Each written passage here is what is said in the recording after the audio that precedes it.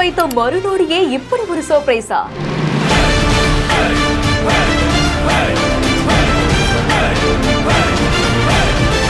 இது அவங்க கொஞ்சம் கூட எதிர்பார்த்திருக்க மாட்டாங்கல்ல. தமிழ் முறைப்படி நெற்றியில் குங்குமம் வைத்து வரவேற்ற பெண்கள்.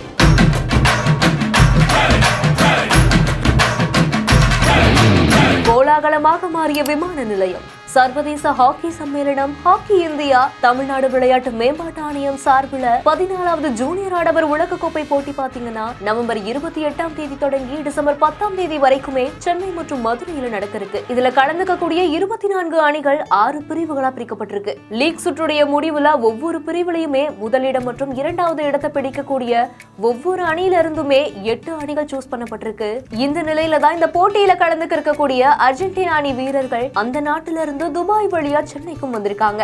FIH ஆடவர் ஜூனியர் உலகக்கோப்பை போட்டியில கலந்துக்கிறதுக்காக வந்த வீரர்களுக்கு தமிழ் கலாச்சார பண்பாடு படி சென்னையில கால் வைத்த மறுநொடியே அவங்களுக்கு நெற்றியில குங்குமம் வைத்து சால்வையும் அணிவிச்சிருக்காங்க. அது மட்டும் இல்லாம அவங்களை உற்சாகப்படுத்துற விதமா தமிழ் கலாச்சார பண்பாடு அடிப்படையில கரகாட்டம், ஒயிலாட்டம், மயிலாட்டம் இப்படின்னு விமானம் நிலையம் முழுவதுமே விழா கோலமா மாறி இருக்கு. இந்த செய்தி குறித்த உங்களுடைய கருத்துக்களை கீழே ஷேர் பண்ணுங்க. மேலும் செய்திகளை உடனுக்குடன் தெரிந்து கொள்ள பிஹைண்ட் வுட்ஸ் நியூஸ் வாட்ஸ்அப் சேனலுடன் இணைந்திருங்கள்.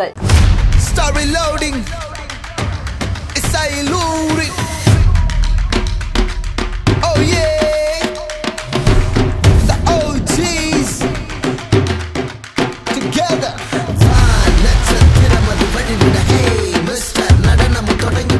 இந்த செய்திகளை வழங்கியோர் உஜ்ஜீவன் ஸ்மால் ஃபைனான்ஸ் பேங்க்.